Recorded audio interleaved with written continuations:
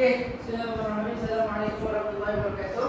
Saya Muhammad Fawaz bin Syam. InsyaAllah saya akan menerangkan tentang kemaniran, pemulihan, perubahan dan penghayaan bagi tajuk surah Al-Falaq. Okey. Assalamualaikum semua murid-murid.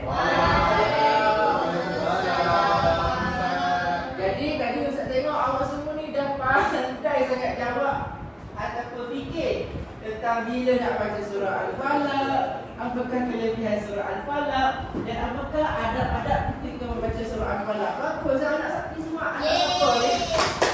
Anak Syahrul. Okey, anak baca Syahrul. Saya kena anak baca Syahrul tu.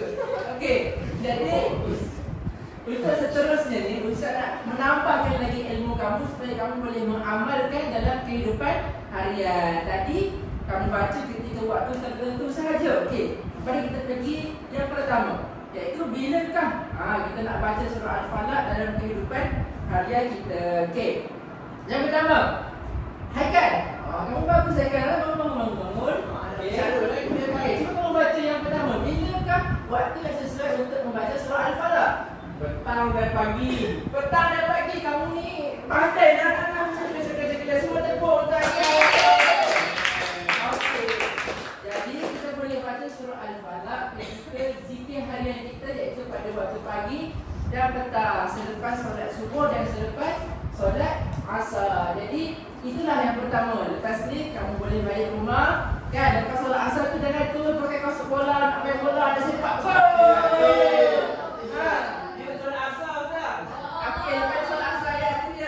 Jadi kamu boleh baca dulu surah Al-Falaq ni yang Ustazah Sal dengan Ustazah Ustaz Haikal tadi baca.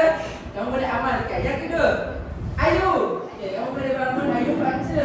Yang kedua, bila merasa tidak tenang atau takut. pandai je tepuk untuk Ayu. Okey, jadi bila kamu rasa tak tenang, nak pergi tandas kan, takut tu, kamu boleh baca surah Al-Falaq ni. InsyaAllah boleh jauhkan kamu daripada gangguan-gangguan syaitan. Okey, yang kedua. Boleh baca dalam tandas ke? Tak boleh. Kamu boleh baca.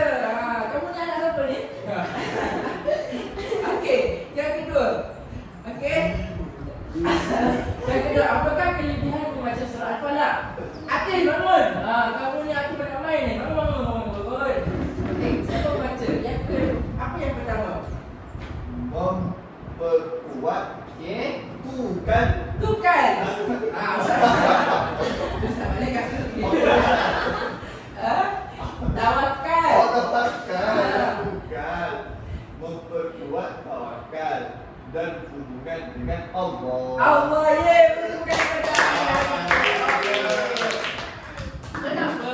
Sebab bila kita baca surah Al-Falaq, kita percaya bahawasanya hanya Allah Subhanahu Wa Taala yang memberikan pertolongan dan bantuan kepada kita. Jadi itu akan memperkuatkan hubungan dengan Allah. Okey. Dan yang kedua Ustaz akan baca sendiri sebab cikgu Ustaz nak habis dah. Jadi yang kedua diamalkan oleh Nabi dalam zikir harian pada waktu bila? Tadi kita dah baca tadi. Pagi dan petang. Okey, jadi yang terakhir. Okey, yang terakhir.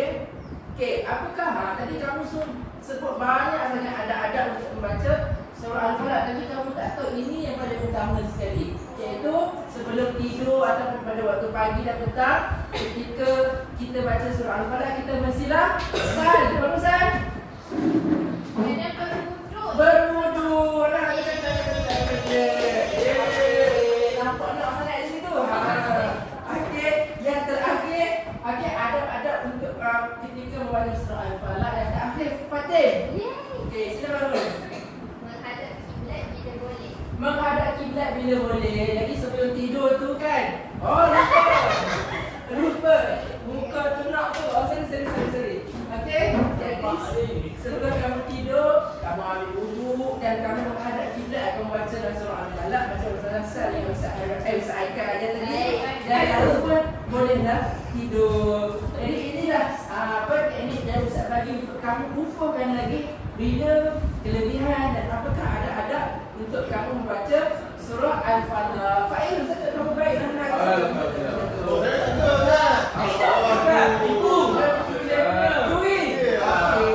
Jadi itu saja daripada Ustaz. Sekian, Wabillahi taufiq wal hidayah. Wassalamualaikum warahmatullahi wabarakatuh.